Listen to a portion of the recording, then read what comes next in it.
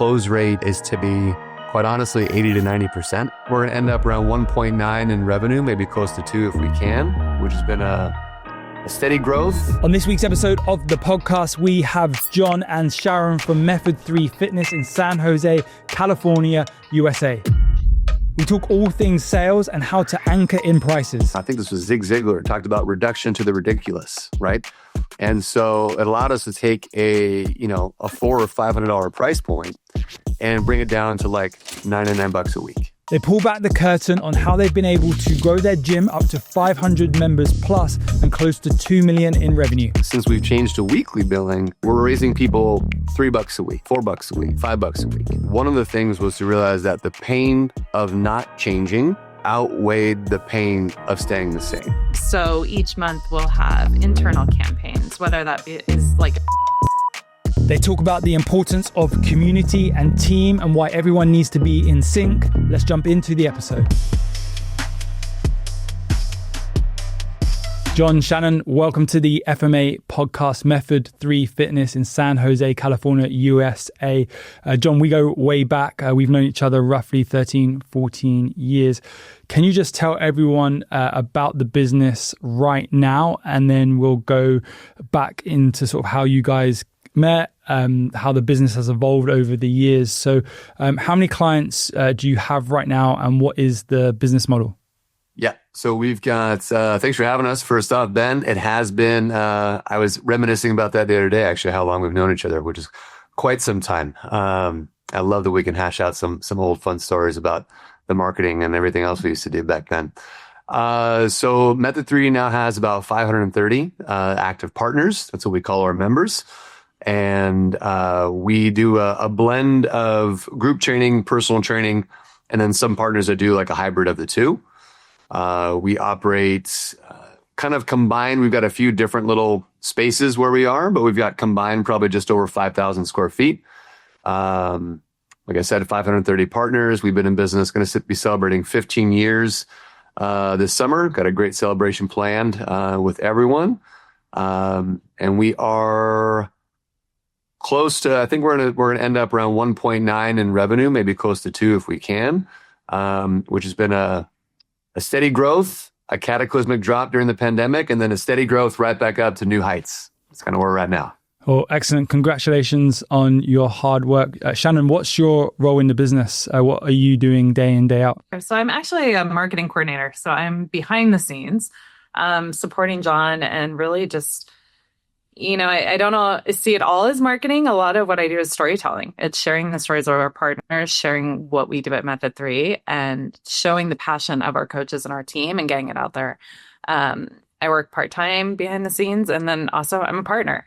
So I'm in the studio working out alongside all the partners as well. I didn't know you were part-time because you implement so quickly, and we'll go deeper into what you're doing. Agreed. I'm very impressed that you are part-time.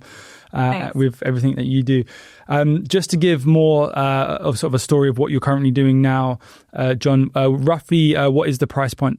I'd say the average revenue per member is probably close to 300 or so per month, but we actually charge our clients weekly. We do all of our billing on Mondays. It's for a multitude of reasons I can dive into if you'd like. But that's it, plain and simple. Yeah, it'd be great just to, that's rare for a lot of gyms to charge weekly. So yeah, let's talk about that if that's okay. Yeah, so it kind of came, again, through the pandemic. It's so interesting, Ben, in a time where legitimately that time for us, we're in San Jose, we're in Santa Clara County. It was one of the most lockdown places, maybe in the country besides for possibly New York. And it was to say it was a challenge would be an understatement. I know it was for everyone in their own regard. But I honestly think it was harder than starting the business. And we had to kind of reinvent and pivot like every week, every day. And it gave me time to dive into a lot of things into the business and try to analyze some things that were working and not working. And, one realization was that of the the multitude of people that left us that canceled, 98% of them were group training partners, which, ultimately I understand they came for a group and community and camaraderie, and that was gone in a heartbeat. And yet, partners that were investing double that had to move to Zoom stayed. And that was just an interesting finding and realization, which made me realize I had to really double down on how can we diversify better than we did before because we had a larger percentage of group training than personal training. How do we at least get a little bit more balanced? And then the other thing was we did a lot of monthly billing, and that always created some confusion, some complexity, some conflict with, oh, hey, I'm only here for 2 weeks, or I was sick, or this or that. And it became, a little bit of an administrative nightmare as we grew. And so when we changed to weekly billing, it really solved a number of things. Number one was from a budgeting perspective, it allowed us to budget incredibly well because now everyone is getting billed every single week rather than, oh man, we got all of our income coming at the end of the month. Now we got to save that budget for payroll and this and that. The other thing is that it allowed us to give people their sessions for that week. We're able to allow a little bit of a rollover for next week, but ultimately it put a lot more accountability. We're big believers in, hey, this is a partnership. That's what we call our members partners. So we're going to do everything we can to get you where you want to go and help you achieve your goals and live stronger for today. That's kind of our slogan and tagline. But it's a two-way street. You got to come, and that's not on us to attend. So, hey, we'll roll over your sessions, but then they're gone, right? So let's get in and use them. And so many people really aligned with that. They love the accountability of like, I've got to go in there and I'm investing in it every single week in myself, in my health. So it solved some of those administrative issues with things happening on that, put a hold here, move my sessions over here. When we did do a hold for partners, it was very easy. It was just, oh, boom, I'll just put you on hold for 2 weeks. Not, well, let me map out what your prorated amount is and use the software to do that. So it made it really easy and seamless. And the last thing it did was kind of from more of a sales perspective, I think this was Zig Ziglar talked about reduction to the ridiculous, right?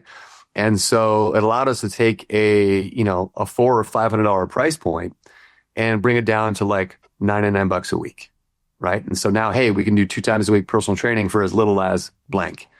And so it really allowed us to, I quite honestly probably sell a lot easier a solution to people that needed that particular service, right? So they just felt more comfortable investing in that, even though it's the exact same amount, right? Psychologically, it just feels better, sounds better.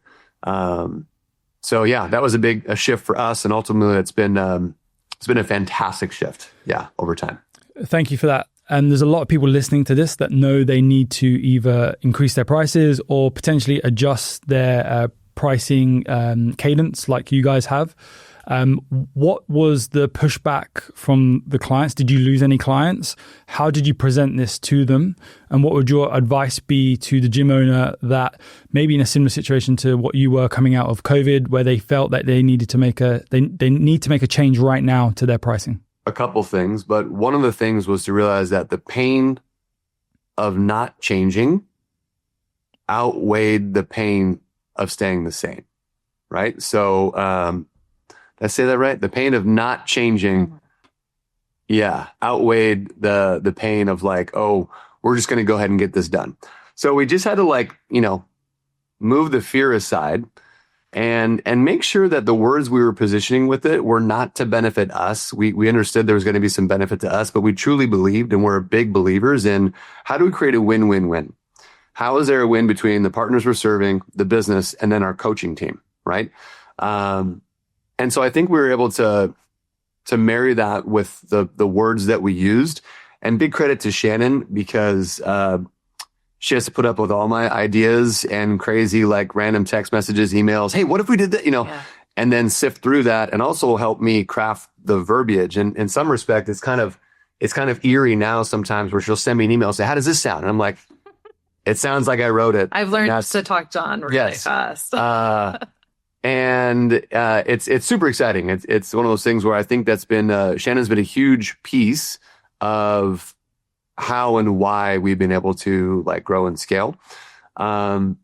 as it relates to the pricing, I think that was one thing that through the pandemic, what we went through, I was like, I mean, if we can get through this, I'm not going to be afraid of like continuing to increase our prices. And I think since then we've increased every year, maybe except for one. And the beautiful thing is that since we've changed to weekly billing, we're raising people $3 a week, $4 a week, $5 a week. And so again, it's like, is that enough to raise like a riot about? Most likely not for most people. And yet the impact of the bottom line with that many partners is substantial. Like it allows us to deal with increases in rent that we have, all the increases in prices that we have as a business. And as we grow, be able to give back to our team and help them grow with us, right? There's nothing better as an owner to be able to say, sure, there's some semblance as an owner of we want to increase our own like owner's benefit or pay.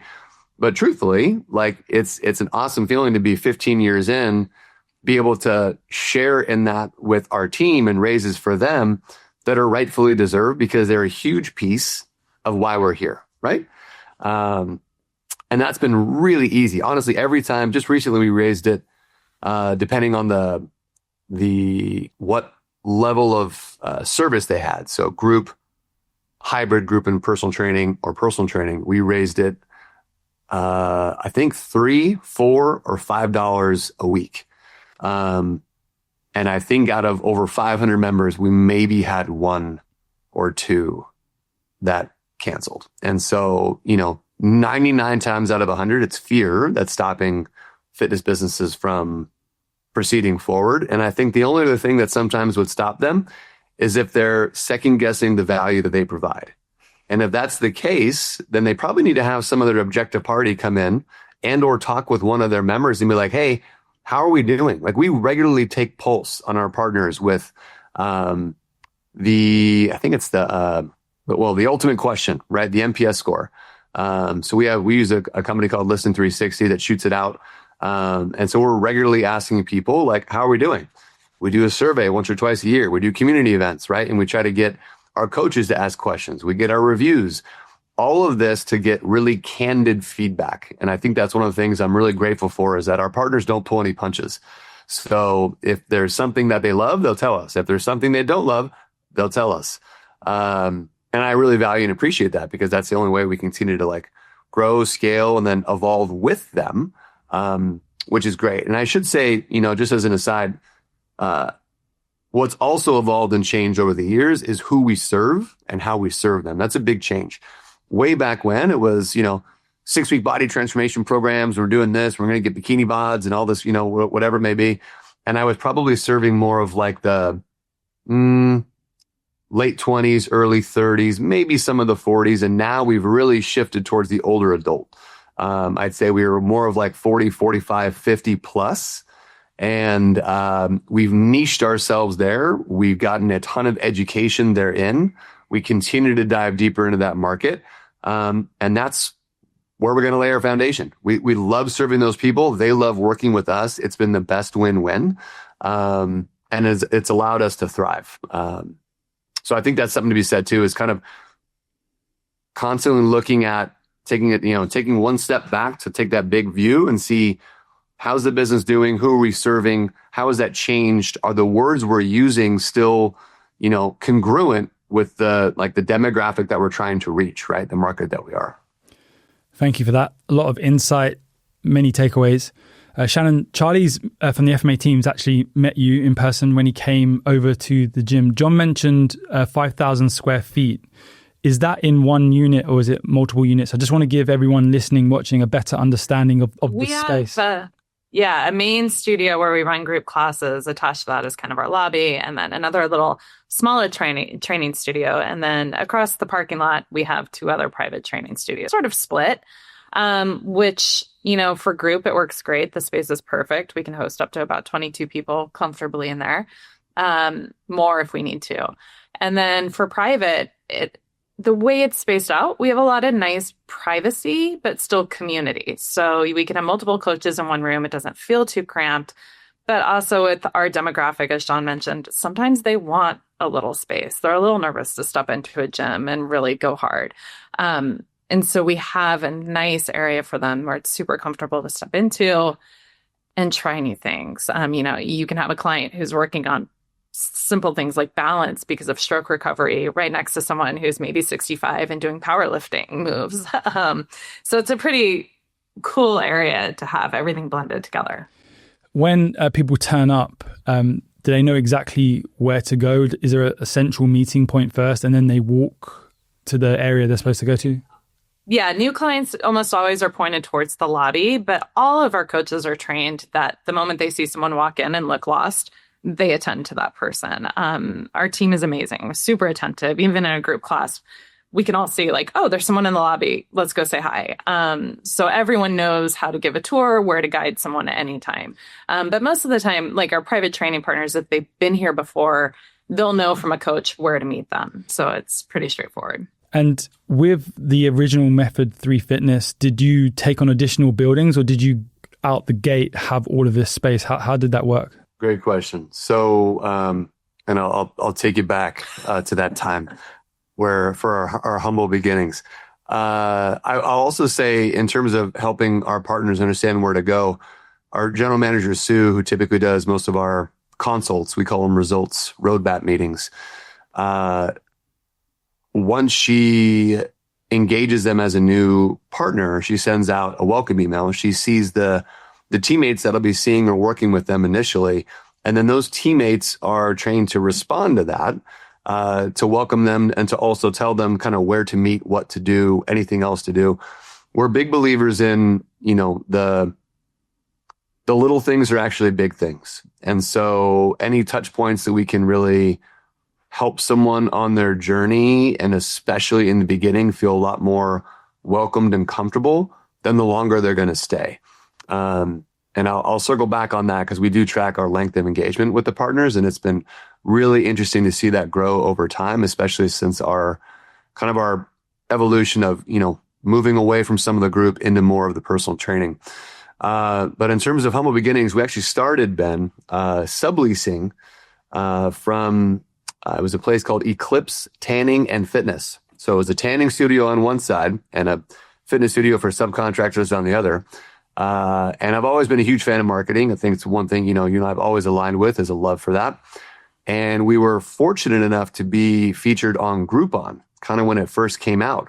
And in the States, it was, a big deal. It was like the daily deal, the deal of the day. And my little boot camp was featured on it, and we sold, I don't even know, over 300 vouchers. And so the way they paid out back then was a third of it right away, a third of it 30 days later, and a third of it 30 days after that. So that was my Hail Mary of like, well, if I don't re-sign these people, then I'm done. But if I do, I've got a business. So I left the position I was at, went all in on, at the time it was called Fast Action Training, and was able to utilize those funds to budget for life expenses and then re-sign enough people to continue. We were in that space for about a year until we secured our first spot, which is where we are now, which is about 2,200 square feet. And then over the years, we added more space as we went. I think most recently we added another 1,250 or 1,500 square feet, probably just over a year and a half ago. Yeah. And that space became kind of more dedicated to personal training, a little staff area, lounge, and then actually a small office that we now have a subcontractor doing massage therapy. Nice. Let's talk about that rebrand. I don't know if you was involved, Shannon, back then. So if you were... I was not. I actually came in as a partner right before that. So I was doing workouts for a couple of months, and then all of a sudden, John shut down the studio for 2 days. It was 11, but yes, it was fast. It was fast, and came back in, and it was Method3, and everything was shiny and beautiful and the way it is today. So there's a lot of gym owners listening to this that started their business and they look at their name. Maybe it's even their own personal name above the door, or they've got a name that doesn't align with them anymore. Maybe they cringe at the thought of their brand. Did you have any of those feelings? You were Fast Action Training. Now you're Method3 Fitness. Which the acronym didn't quite serve us the way, if I could have rewound the clock to rethink that a little bit more, Ben, I would have. Yeah. Get fit with FAT was literally our part of our like tagline, which, our partners at the time were like, oh yeah, it's kind of a joke. I tell everyone I'm going to my fat class. And I'm like, okay, that's not exactly what I was going for. But, yeah, so it continued to really not sit well or align with me and where I wanted to take the company. So I think ultimately, we were able to work with a really cool, I guess, brand agency that really helped us dive into this. And I think, if you think of, I think Chris from Campfire Effect or Donna Miller in storytelling, like there's different avenues you can do to probably sort through this, but then using someone to help you kind of put it all together is pretty helpful. And so they really helped, honestly, not change who we were or what we did, just how we said it. And it really spoke to more of like who we are. So Method 3 is all about improving the way you move, eat, and think so you can achieve your goals and live stronger for today. So we work on fitness, nutrition, work on mindset when we, talk about goal reviews with our partners or the blog posts that we, post, or even within our nutrition coaching programs, we'll talk about habit creation and visualization. So there are these three components that we think are really the main features of any program that's going to be, the main features of our program that are going to help people be successful, not just in the short term, but the long term. And so that was a big piece for rebranding. And it's definitely been, a fantastic rebrand that I think is stuck. It's also helped us evolve the look and feel of the brand, because it was very much so mom and pop. I mean, honestly, when we moved into this current space, it was like carpet right on the ground. So it was, now evolve into like the beautiful space we have now. One of the coolest compliments we'll get when they walk in is like, wow, is this part of a franchise or is this? I'm like, well, it's not, but maybe it could be one day. I don't know. So we've worked really hard to create that type of environment, and yet still really remember that Method 3 is built on relationships. And I think that's what it comes down to. If I had one word to describe why we've been successful, it's that between our teammates, between our partners, it's relationships. So the evolution of you as a business owner and then the brand has had no negative impact. It was something that had to happen. Correct. Yeah. And kind of back in our previous days, right? I think that was really pounded into me, which, I I think as a coach, right? We all start in this as I'm starting into a fitness business, I'm coach first, right? I'm the technician, and we love it, right? This is what we got into it for. We're in the trenches creating the change. And so it is a mindset shift for the owner to then say, okay, now I've got to duplicate myself and get an administrative person and, work on just maybe sales. And it's like, cool. I love sales. I can get behind that. I'm selling my own business. This is great. And then, okay, wow, now I got to trust somebody to do that. And then I have to have a process to do that. And I've got to inspect that.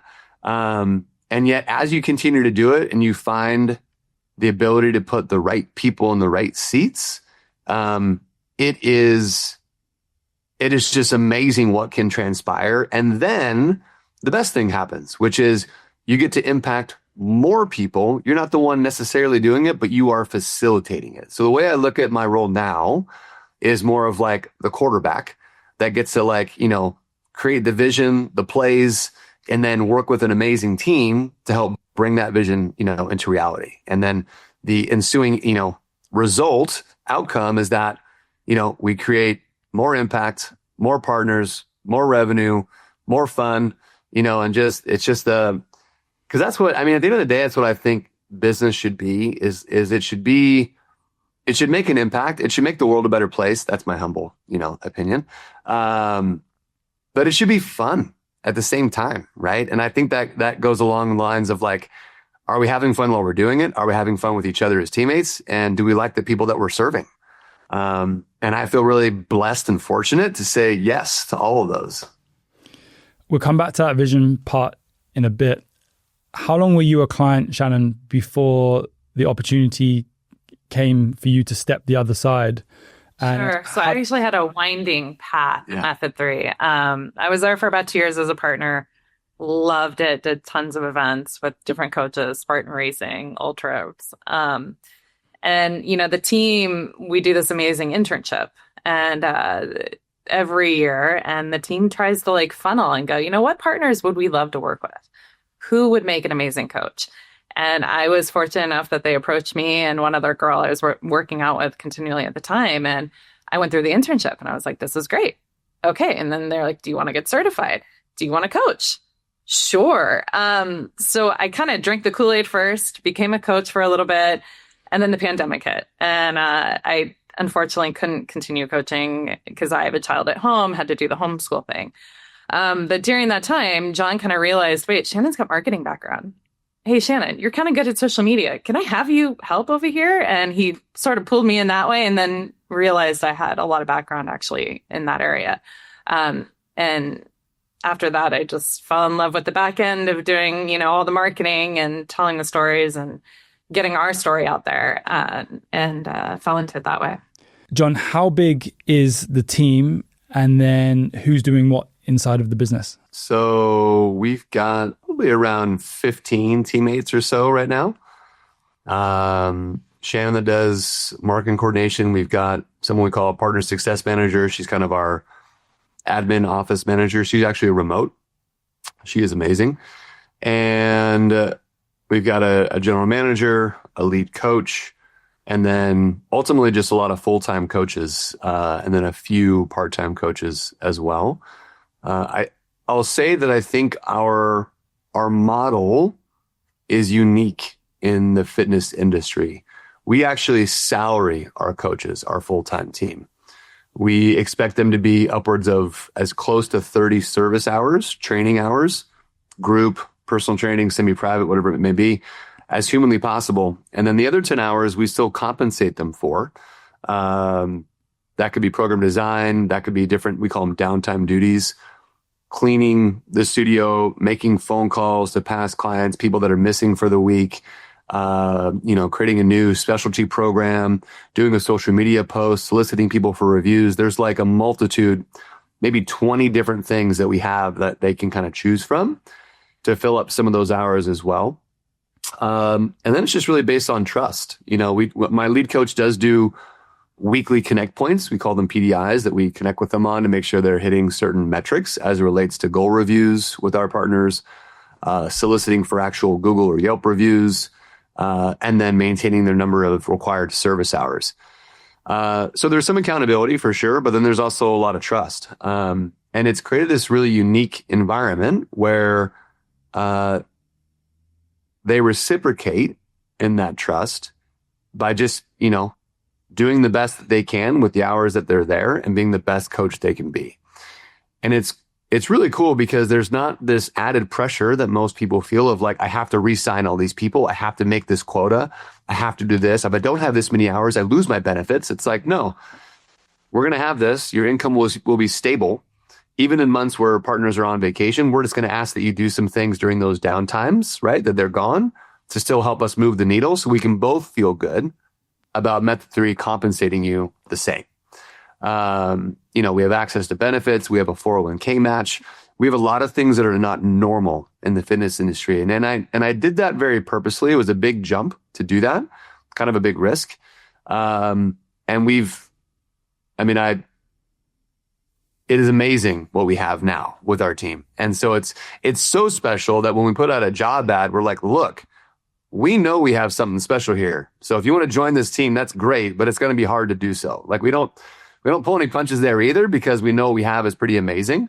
We have PTO, we have like all these things that unfortunately are still backwards in the fitness industry and not available for most people. So it's hard for them to make it a career. And we want career-oriented people. I mean, I just celebrated 14 years with my lead coach, 12 years with our general manager, a decade with another coach that actually came from one of our internships. I mean, it's unheard of in this industry, and it's a huge reason that we've been so successful and have such great partner retention. Love it. Yeah, 100% agree. Is it true to say that you're 100% non-operational in the business, John? Non-operational in terms of like day to day, yes. I actually run 2 other franchise businesses up. So I live about 2.5 hours away from my studio now. So I have 2 other businesses that I run up there that I'm a little more hands-on with right now because they require it.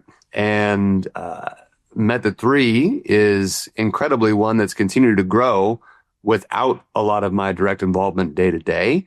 If anything, we just make sure that we have direct report meetings each week, stay in touch via email and or phone or text if necessary.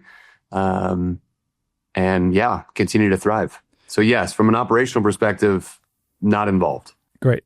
And again, I'll circle back to that in a bit. Shannon, how many hours a week? You say part-time. How many hours is that? Is it what days? And then let's go into the marketing with both of you. I'm in the fortunate position that things are pretty flexible for me. So I kind of just set whatever hours work for me. But generally anywhere from, 15 to some weeks or more hours, 15 to 30, depending on the week. It's got to be a 30 in there somewhere. Yeah. And that really depends on, what campaigns we're building, what videos we're making, editing. So there will be busy times and then also, kind of slower times. The really fortunate thing of working with FMA, to give you guys a plug, is, we've been able to build a lot of campaigns that we can just flip switches on. So, in the summer, I'm like, okay, I'm going to go on a vacation. I'm going to flip this switch on over here. I've got FMA and Daria watching. If anything looks awry, they'll let me know. And the leads come in, and we have Brenda, who, our partner success manager, who screens everything and gets the ball rolling.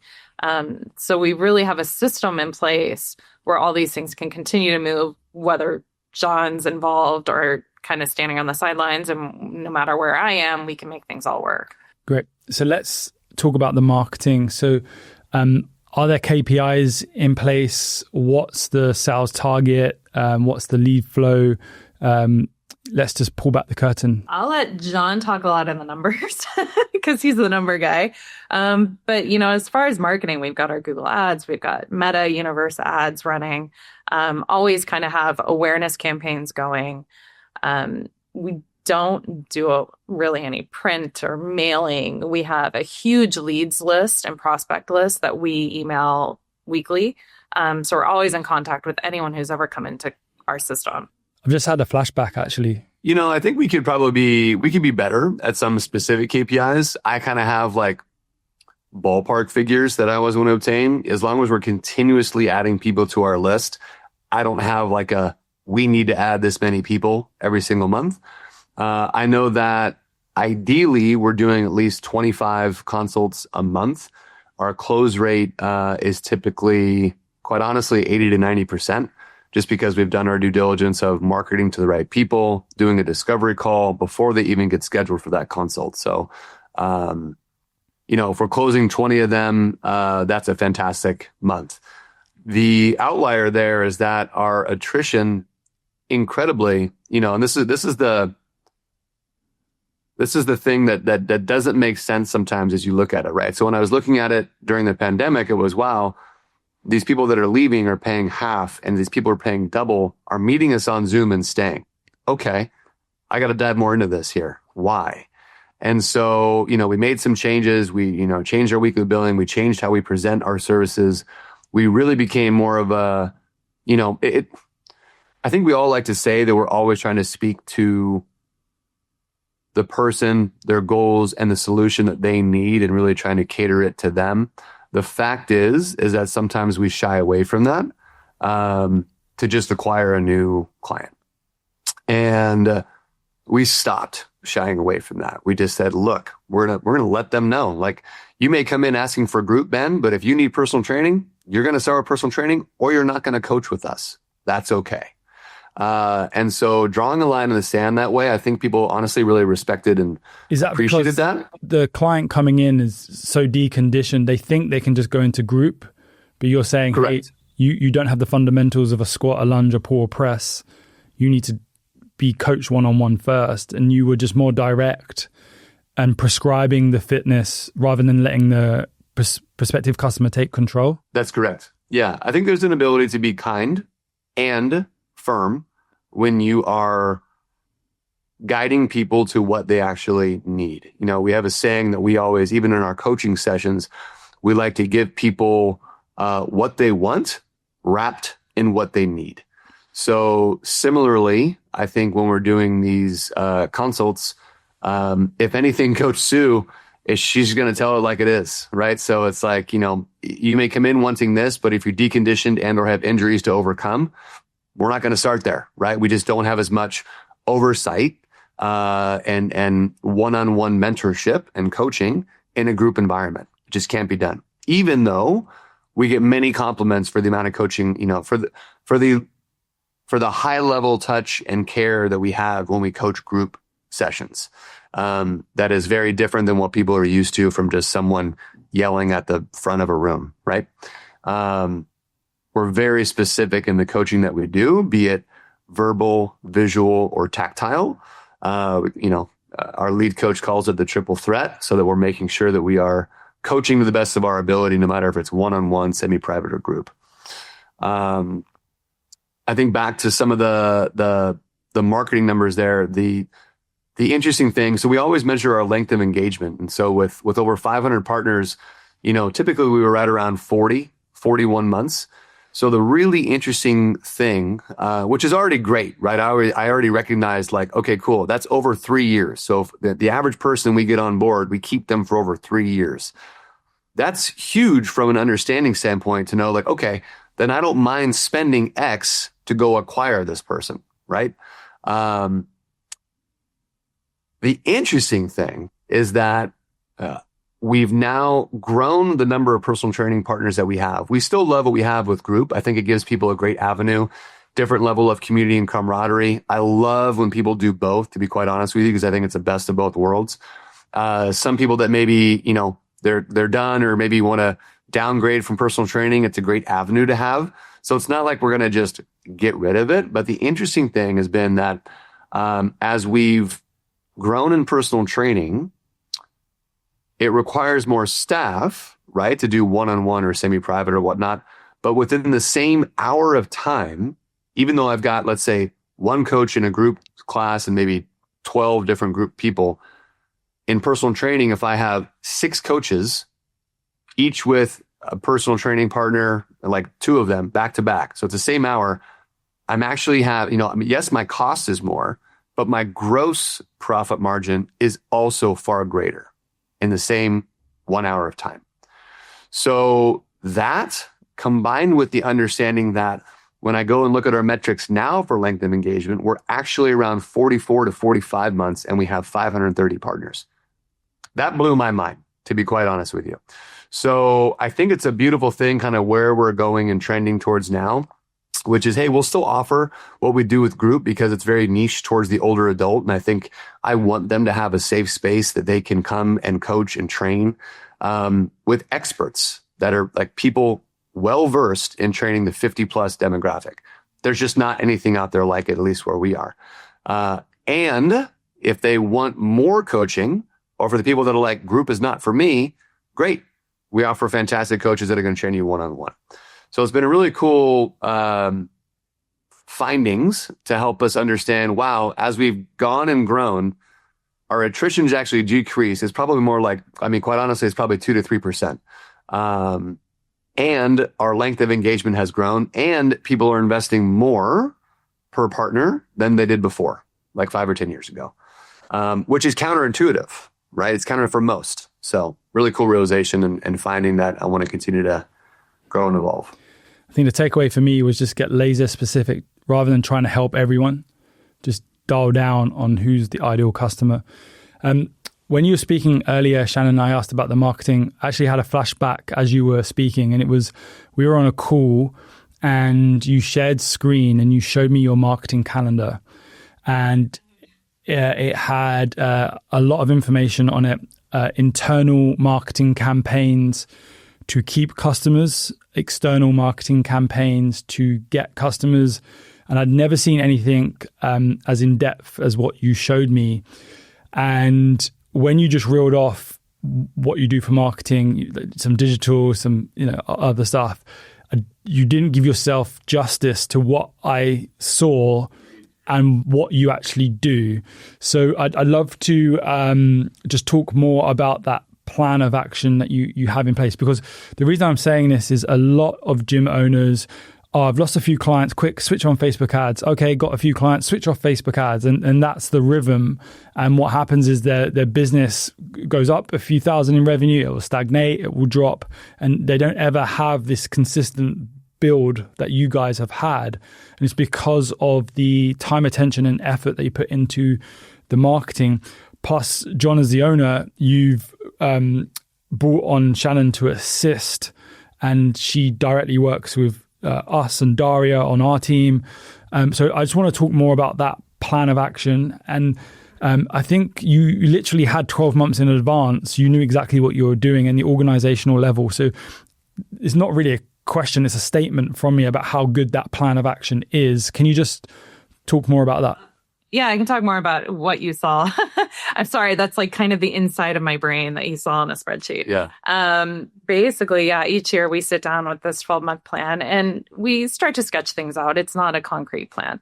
But within that, you will see, like John has said, a huge part of Method3 is our community.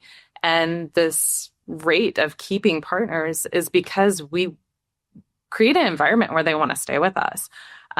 So each month we'll have internal campaigns, whether that is like a free challenge for partners, maybe it's an attendance challenge. Recently over the summer, we did what we called a passport challenge. So within that, we try to channel in again to who we are. We're changing and helping you change the way you move, eat, and think. So our passport challenge, challenged our partners to change some of those habits, to think about what their habits are. So we create challenges like that.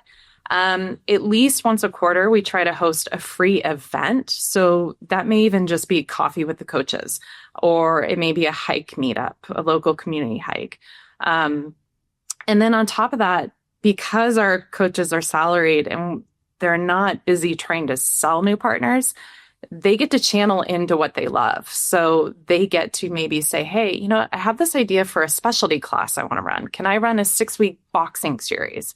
Yeah, sure. Why not? Let's throw that out to partners, give them something fresh to try. So on my calendar, you'll see like all these internal things. And then you get to the external marketing. So whether that's, FMA campaigns we're running, we kind of have it all dialed into what demographic we're hitting when. So we're not constantly hammering people with marketing. And then we also have internal stuff just for coaches on that list. So education for our coaches. What are they doing? How are we allowing them to thrive? So it's kind of a whole picture. And I get to orchestrate all of that as the marketing coordinator. It's a fun job. There's a lot of moving parts. Yeah. I love the internal emphasis that you put on, because a gym owner might be, I do a barbecue in the summer and we do a Christmas party and that's it. But literally every single month you have something 2-3 deep. It can be low hanging fruit. It doesn't have to be a big, costly event. I mean, we have one coach who she loves to hike. So we're like, hey, where are you going next month? Can we make this a community hike? Absolutely. Yeah, we just invite people to go on a hike she's already going to do. And it's something she's already going to go out there and do. Or our coaches are all getting coffee on Saturday morning. Why don't we invite the entire community? They can come or not. It doesn't cost us anything to do these things. And it creates community. And a lot of times you'll get new clients or new partners showing up who are like, I just want to be a part of this community. I want to meet people who I'm seeing at the gym every day. And the moment you start creating those connections, that's how you get a community that never wants to leave. They love coming. Yeah. And I think, Ben, the key there is like, it's great to have a built out, marketing calendar. But everything we do on that calendar is intentional. It's not just left up to chance. It's not like a switch, okay, on and off, right? Like you said, it's not reactionary, I guess, is my key thing. And, even things like investing in the team, like we literally just recently, Ideal World, a huge fitness convention. They were just in Sacramento. That's kind of closer to actually to where I live these days. So I invited the whole team. So our entire full-time team came up, got them all tickets. We stayed, we had great connect, went out to dinner. Like it was just a fantastic team bonding event, and they got super educated. And now we're back And now my favorite part is like for the next literally 6 months, we've got teach backs. So they get to reinforce what they learn by teaching each other what they learned, because not everyone went to the same session. We made sure of that, to where we kind of like, maybe there was me and another coach in one session, but everyone else was at a different one. So now we're going to all level up in terms of like the level of care and coaching and everything else. And it continues to set us apart and differentiate us to where, like, to your point, the laser focus, we have carved out a spot for us. And I can honestly, not arrogantly, but confidently say, like, we serve this market better than anyone else in our area, hands down. Yeah. And well, just testament to the amount of clients or partners that you have, the hard work that you guys do behind the scenes. John, there's a lot of gym owners who are doing a lot of the marketing at the moment. And I'm guessing that was what was happening with you coming out of the pandemic. At what point did you decide to create this role for Shannon? And what would you say to the gym owner who's looking to delegate things off of their plate to free them up? The thing is that during the pandemic, we were down to like a team of 4, right? Legitimately. I was back. I had just recently kind of gotten myself more out of the business and found myself right back in it and then some. And that was, quite honestly, it was a, yes, challenging time. Hardest time I've ever had, depressing at the same time, to kind of get there, then fall back in and see all these people leaving and the revenue go down. And it was, I don't even know how to describe it. Something deep inside that was like, we can't give up. Like, people are relying on us. Like, they need us more than we need them. And we've got to show up. And looking back at it, I honestly sometimes, like, I cry tears of joy. But I joke with the team, and I regularly bring it up because I joke with them that if we can get through that, we can do anything we set our minds to, wherever we want to take this company. And it's one of those things where, yes, I started the company. But getting back to what I said before, doing business with people you like doing business with, I regularly talk about the fact that we're building this together. I may steer the ship a little bit and come with some of the ideas or trends or things I'm seeing, but we collaborate and find the best way forward, right? Because I'm a big believer that 1 and 1 equals 3 if we're doing it the right way. So when I was back, all of a sudden entrenched in everything, I think it was making sure that I did take some time to take stock of everything I was doing on a daily basis, what I wanted to offload on my plate or get off my plate, and truth be told, what I wasn't the best at. So Shannon is amazing at marketing. She's also amazing at project management. So not only does she understand the marketing side, but she can spec it out, understand the steps that have to get done, and then execute like nobody's business. Hence why she's able to do it part-time. It doesn't make sense to me. It would take me double the time. And that's when you found someone that like is gold, because she enjoys it. Like, she's one of the main ones that I connect with, that we can just go deep on, like, oh man, okay, so what automation and funnel and what's the trigger going to be? That sounds awesome, right? Like, geek out on a lot. Yes. And I love it. And yet, now it's like, in the beginning, it was like a lot of like maybe some teaching and coaching. And now, if anything, the roles are reversed. I'm like, cool, Shannon, can you shoot a Loom video and show me what you mean by X, Y, or Z? And it's amazing because there's so much trust that goes into, like, this is the engine, right? This is the engine that brings the people in. And it's a responsibility that I think Shannon doesn't back down from. And so, it's been so fun to see her thrive in this role and see Method3 reach new heights, new people, and just have really fun, candid dialogues on what's working and what's not. So coming out of the pandemic, I think it was literally doing the old time management. Like, what am I doing every minute of every day? And then looking at that list saying, what is the thing that can be offloaded that doesn't cost a lot, like administratively? So getting back to like, cool, how do I get my office manager back involved? Because even at that time, there was, kind of a furlough that we had, since we couldn't afford it. So what can I give back to her to get her back engaged? Cool. Then what am I not good at that I just need to like let go of or kind of train someone up on and just do it? That was the marketing piece. And that was just honestly like a hidden gem that I didn't even know we had. And then it's one of those things where once I was able to relinquish those tasks. A big piece of that was spelling out exactly what those tasks were and what the outcome was, right? Like what's the end result of doing these things that we're looking for? Because it's one thing to have a bunch of tasks, but as an owner, you need to make sure that the outcome is actually being achieved. So once we had that determined and they were able to take those over, then it was like, okay, great. Let's just make sure we're inspecting that. We're meeting regularly. And we're actually making sure that, T's are getting crossed, I's are getting dotted. You're enjoying it. I'm enjoying it. And we're getting the outcome that we want. Right. And if we're not, then we have to circle back and say, okay, is it the right person for this position? Is it the right person overall? Is it, and you start asking questions on how we're going to navigate it. For me, the takeaway is marketing is the machine that drives the business forwards.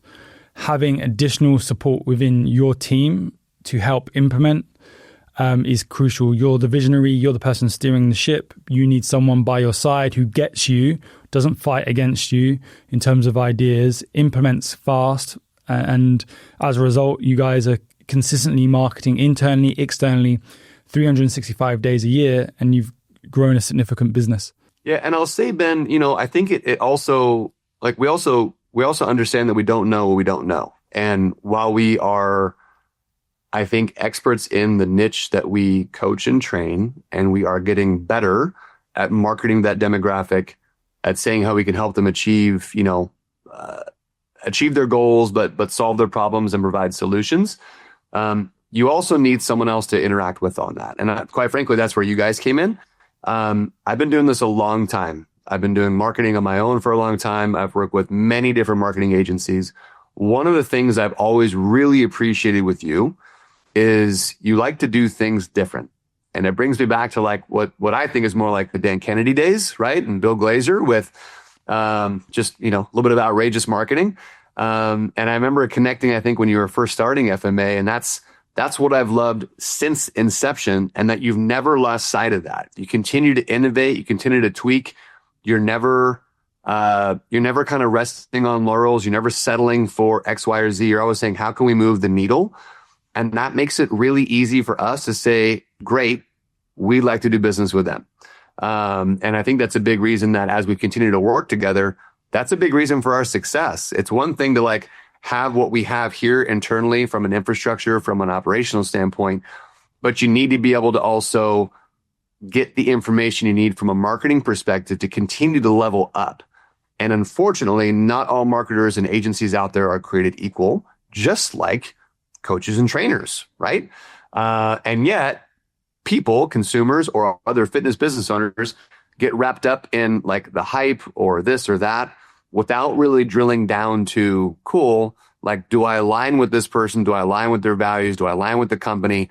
And are they getting the results and the outcomes that are going to help me move my business forward, right? And I think sometimes it's a reactionary, oh, this guy said he can get me X number of leads and X number. And it's like, cool. Yeah. And how are we going to do that? Is that going to be via a bait and switch?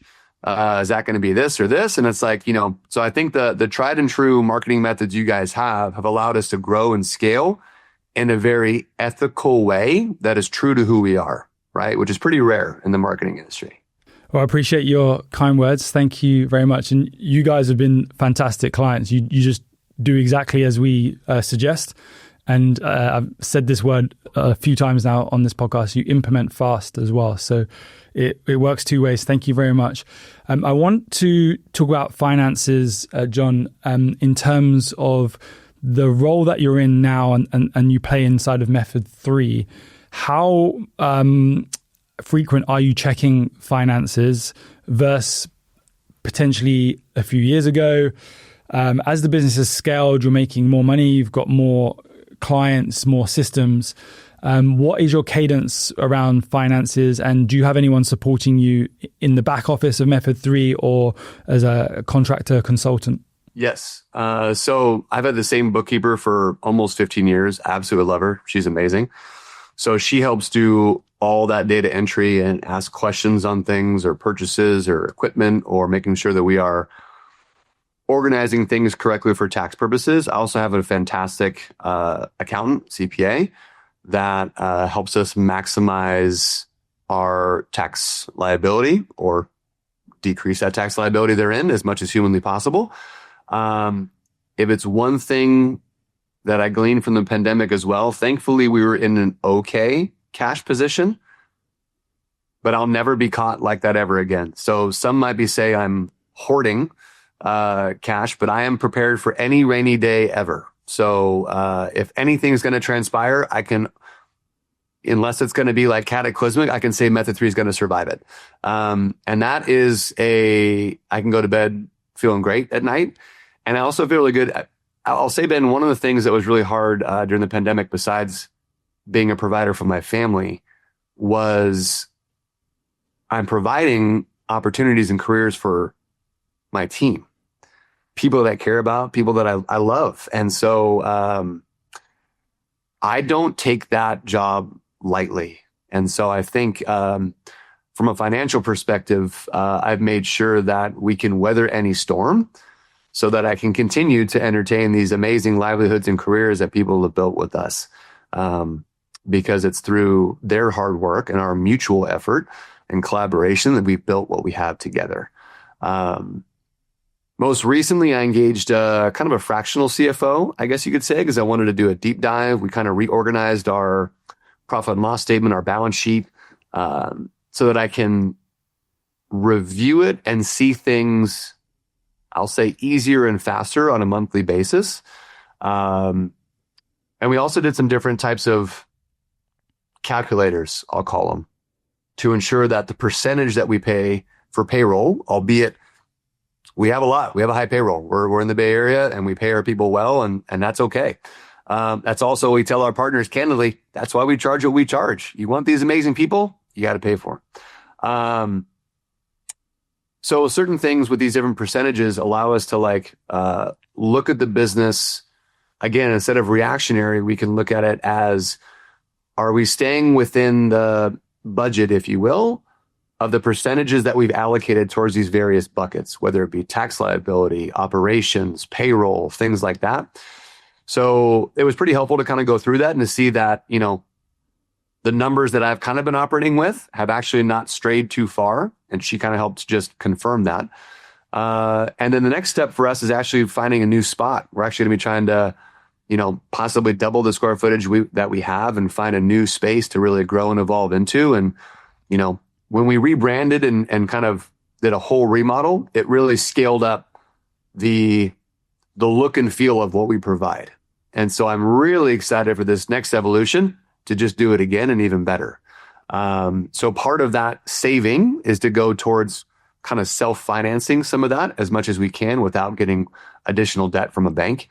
And so working with this CFO, it allowed us to basically have different calculators that I can just plug and play and say, hey, what if our rent is going to be this?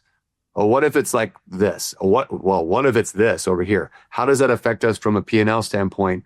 And if everything stayed equal that we have right now in terms of our partners, our revenue, what does our profitability decrease to? And will we be able to weather that storm while we grow into the next phase? So super, super helpful. I think as businesses grow, you kind of see when you need those types of people on your team. I don't think I need someone even part-time or full-time for that. This is more of on an ad hoc basis.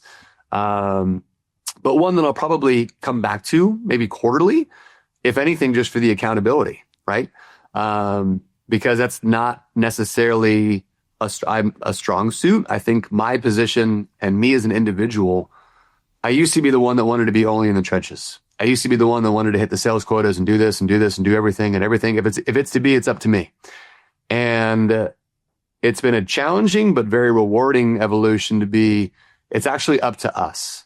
And in doing so, it actually has allowed me the freedom to think big and get people really excited about what's to come. And then know that I've got this amazing team to help bring that vision to a reality because they're just as excited as I am about it. And that's special. I'm not going to say that. I know there's a lot of fitness studios, a lot of people watching this, Ben, but Method3 is one in a million. We've got an amazing team, amazing people. I feel like we've attracted the partners that we work with. And we've created this just amazing environment that, I mean, they share it with their friends, but I honestly think sometimes that they look at their friends and family and they're like, I'll share it with you. Yeah, like they're literally gatekeepers. Yeah, because they know what we have is pretty special. So, I think while my role has definitely evolved, it's one that now I take a lot of joy in. And from the finance side, getting back to that original question, I still dive into it, but I think my strengths are really more so continuing to develop and hone, skills of my people, continuing to like lead and share the vision of what's to come, and just ensuring that like I'm crossing my T's and dotting my I's, because the changes and the decisions that I make, it can honestly have a profound impact on the success or lack thereof of this company, right? And the livelihoods therein. So again, coming to that collaboration together to figure out what that vision is, and then just making that decision decisively to know that we can continue to grow into it, is exhilarating. I think my takeaways from this, you mentioned it right at the start, was about building that nest egg, the runway of finances inside of the business account. You didn't say that word for word, but that's ultimately where you were going, is that you've been able to create finances inside of the business to, if there's another rainy day, then you've got the cash flow to continue whatever happens. And then the other takeaway for me is that you've pulled yourself out of the business so much that you can then just focus on the vision and the next step. So hiring this contractor CFO to assist and help you with the finances, is like, if you were stuck in the weeds, still delivering coaching, still trying to implement marketing, still trying to sell everyone comes through the door, Method3 would be at much lesser level financially and clients and team, and wouldn't be what it is today. So it's testament to you that you've let go, because as a business owner, that's the hardest thing sometimes, is to trust other people. You put the systems in place, and from that you've scaled a great business. One thing we've not touched upon, and I'd love to go into it, is your sales process. You mentioned you had a word for it. It's a consultation face-to-face. Shannon, can you just talk through, give it some insight from your side when you were a customer or a prospective customer, and then has that sales process changed much? Who's in charge of sales, and then how do they correspond with you as the sole person who's in charge of generating the qualified leads? So the way we do it is we'll have a lead come in, and before they ever even get to an initial sales call, we do what's called a discovery call. So that happens with our partner success manager, and she sits on the front line, and it's basically just a 15-minute call to say, who are you? And let us tell you who we are. And let's even see if this is a good fit before we go down this line. The whole idea is we're not going to sell something to someone that A, they don't need, or B, they don't want. So she's like the initial screener. She makes sure it's a good fit, make sure we really can do what they want. If they, if someone finds us and is like, we want to do a hardcore CrossFit, it's like, well, you're in the wrong place. Here, we can tell you what we do. So she initially does that screen. And then once we decide it's a good fit, she'll schedule with our GM the actual result roadmap meeting. So Sue will walk through with that person, what exactly are your goals? What has hindered you from getting there in the past? Why are you not there yet? And let me tell you what I think you need. Like John said, we're gonna wrap up what you think you want and need with what we really know you need. And then she will go from there to find the perfect plan. So whether it's personal training, group, or some hybrid of both, and then they'll start from there. And once Sue has hit that point, then she'll make the introduction to the exact coaches that person will be working with. We have team meetings weekly. In those team meetings, we also do partner review. So it's, what new partner did we have come in this week, or who's new in group that maybe a coach needs to be aware of. So the team is always involved, knowing who's coming in the door as well. So that's kind of the initial first steps of how someone gets in. Just to remind me, what's the front end price point? So typically we're just saying it's a 6-week program, but there's no price point attached to it. It could be, personal training group, whatever it is. That just gets them into the funnel. And then when we meet with them live, we determine what's going to be best. So they may come in off something that could be more group oriented, and lead with personal training. They could come in off of like perhaps the Live Well campaign, maybe a little more like personal training oriented, and be able to do a hybrid and do mostly group. So it just depends on the person.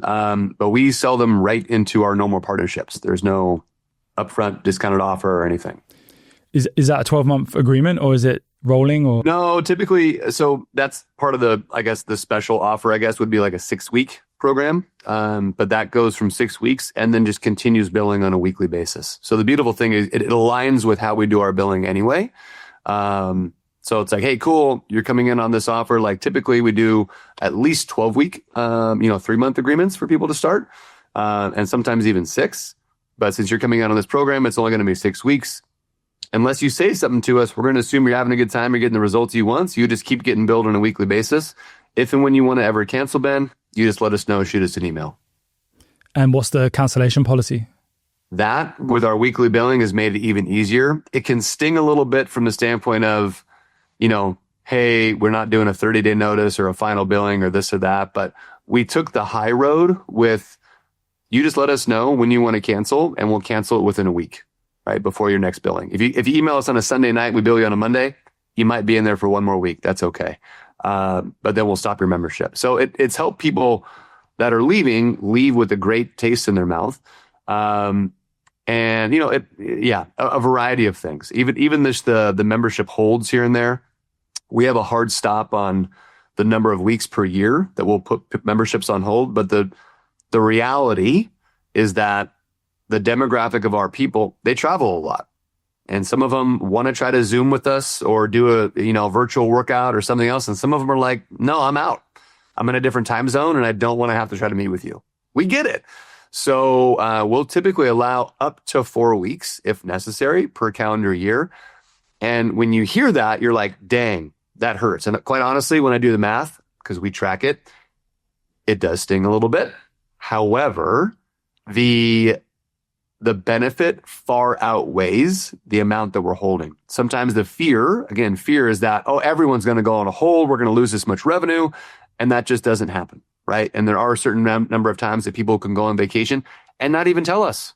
And we still bill them and they're fine with it, right? Or like, oh, cool, I'll just do those sessions when I get back, right? So that was something we overcame from more of a fear-based thing. And that was all about serving them. And that's, I think, come back to us, multiple fold. Well, I think the type of demographic that you're attracting, they're probably courteous, polite, and they'll probably give you more than a few days notice, right? They tell you weeks in advance, hey, this is happening in my life, or hey, I need to stop. And they probably give 30 days, if not more, notice just because of the caliber of client they are. On the sales side, Ben, I wanted to mention, if we're executing the right way, we literally have a script of questions that, I think, Coach Sue's probably memorized them by now and probably kind of takes the conversation where it needs to go based on the person.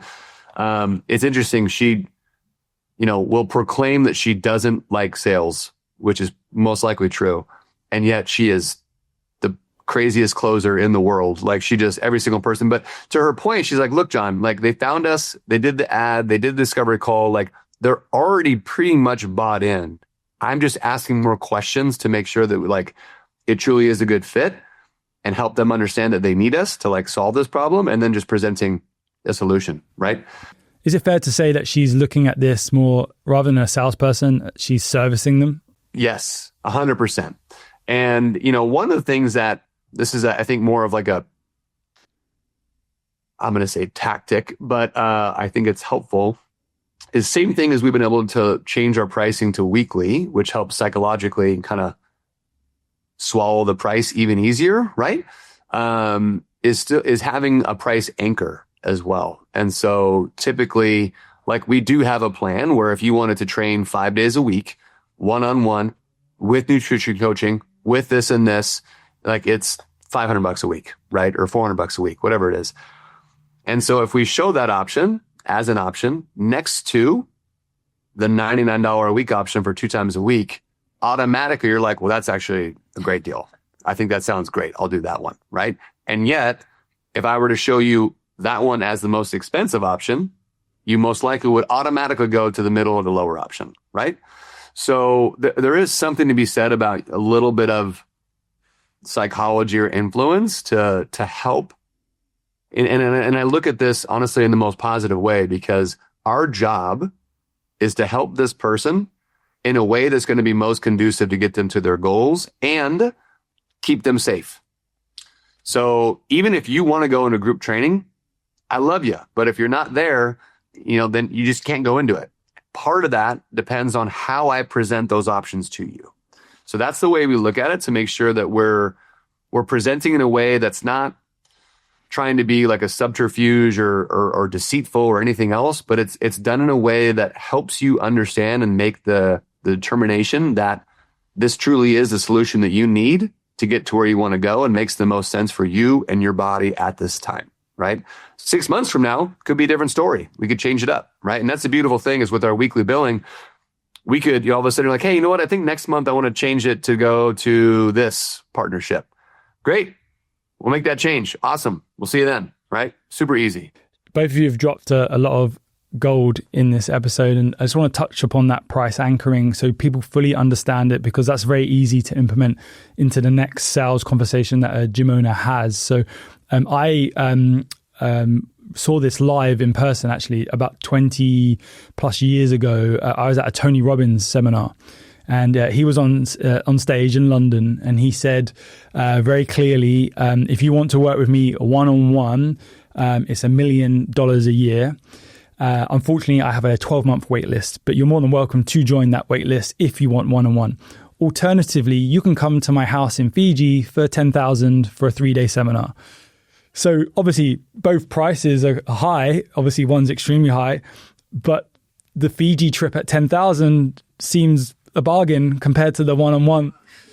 And in terms of how you price the packaging at Method3 Fitness, we've talked about this a lot on the FMA podcast, and we talk about it inside of our trainings.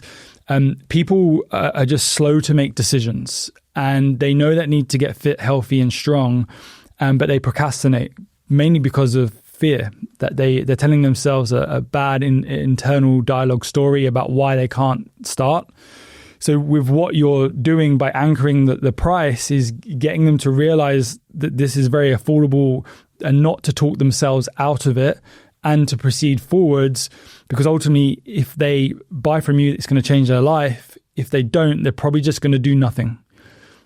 And, it's not going to extend their life. They're going to potentially end up injured, illness, excess weight, and so on. So for me, that was a very strong golden nugget that I hope many people implement from what you just shared. Thank you very much for pulling back the curtain on Method3 Fitness and what you guys have built, and telling the fitness marketing agency community more about your business. You guys are awesome clients, so I just want to thank you, and thank you for being on the podcast. Thanks. It's our pleasure. Yeah. Thank you, Ben. Thanks for having us.